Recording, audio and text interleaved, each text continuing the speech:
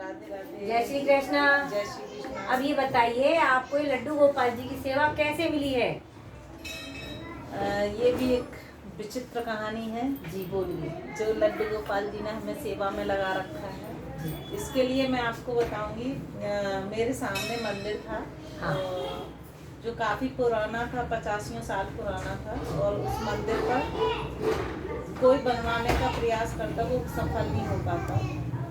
तो कहते हैं ना कि कुछ ना कुछ तो होता है जीवन में, तभी आप करते हैं। नहीं तो मेरी ये रहता था, घंटी बजाई, पूजा हो गई, जल चढ़ाया, जयराम जी को, उससे ज़्यादा कुछ नहीं था।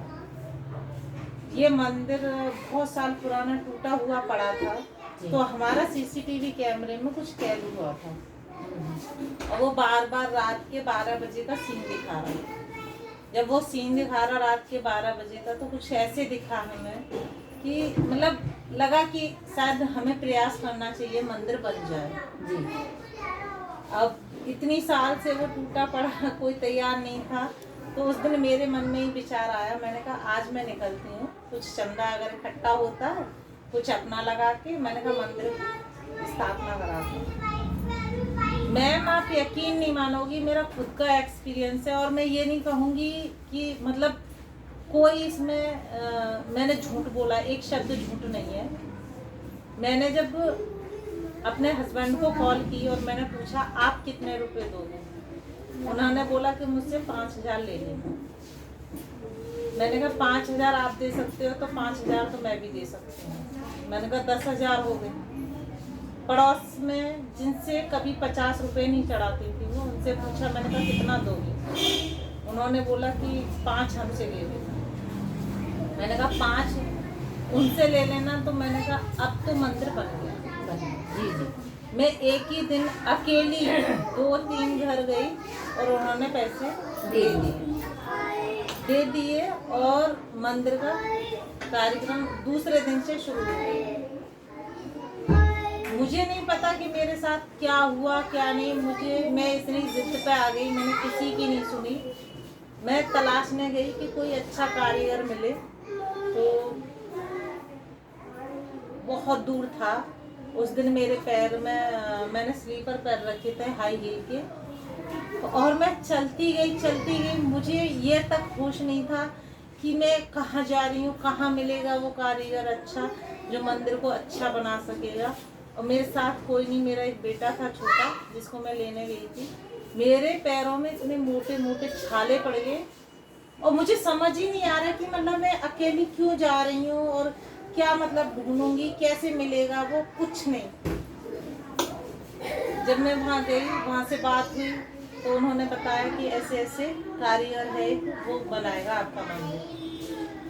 जब मैंने कारीगर से बात की, उसने काफ़ी पैसे बताए, और उसने बोला कि चलो मैं कम कर देता हूँ, तुमने 1-1 रुपया इकट्ठा करके मंदिर बनवा रहे हो।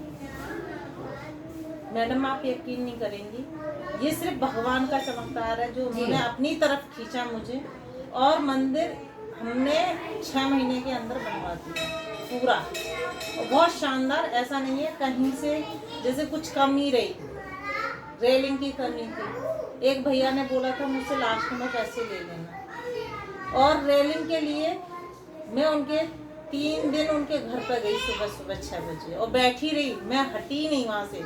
उनको बुला के ला के कसम खिला के कि तुम्हें रेलिंग लगवानी, गेट लगवाना। जी। उन्होंने पूरा रेलिंग लगाई, गेट लगाया, पत्थर किसी और ने लगाया, टाइल्स किसी और ने लगाई। मतलब इतनी हेल्प हुई, मुझे अंदाजा ही नहीं रहा कि ऐसे भी बनता है। और जिस दिन हम मूर्ति लेने गए, मैडम मैंने किसी की नहीं सुनी, हम मूर्ति लेने पहुंच गए, और इतनी खूबसूरत मूर्तियां हैं, ये बहुत ही प्यारी हैं। और उसके बाद स्थापना हुई, पूजा पाठ हुई पूरा, और मैं इतना रोई उस दिन, इतना रोई, मुझे समझ ही नहीं आया, क्योंकि लोग कहीं ना कहीं सुनाते भी बहुत हैं। जी। हमारे सनातन धर्म में, हालांकि सारे सनातन धर्म के होते हैं, लेकिन सुनाते बहुत हैं। आप ही देख लो, अगर कोई कार्य कर रहा है ना अच्छा, भैया ये खारा होगा, हाँ ये जरूर होता है, चाहे वो अपनी जेब से लगा रहा हो, पर ये खारा होगा, ये होता है। फिर इनका जन्म दिवस आया तो ठाकुर जी आए मेरे यहाँ, और ठाकुर जी आए तो फिर इन्होंने अपनी सेवा में लगा लिया। आज मेरे पास 7 लाला है, मैं 7 लाला की सेवा करती हूँ। इन्होंने ऐसा बांध रखा है सुबह शाम पूजा पाठ, और मैं मतलब जिस दिन मैं पूजा नहीं करती या मैं नहीं कर पाती हूँ, मतलब समझ ही नहीं आता कि आज क्या छूट गया। तो ये सब इन्होंने ही पैदा किया, मुझे तो समझ में नहीं आता। इन्होंने चुना मेरे लिए, मैं बहुत ही क्या बोलूँ, मैं कहाँ से भक्त बनी मुझे नहीं समझ में आता, कैसे भक्त बनी। मैं बहुत अलग थी, मैं फैशन डिज़ाइनर थी, वो सब छोड़ छाड़ के पूरा मंदिर में मैंने अपना समय दे दिया। उसके बाद स्कूल खोला, वो भी एक मंदिर की तरह, जहाँ मैं गरीब बच्चों की सेवा कर रही हूँ, उसको पढ़ा रही हूँ, बुजुर्गों की भी हेल्प करती हूँ, और कहीं ना कहीं से भगवान मुझे वो रास्ते दे देता है। तो इसी के साथ जय श्री राधे, राधे कृष्ण।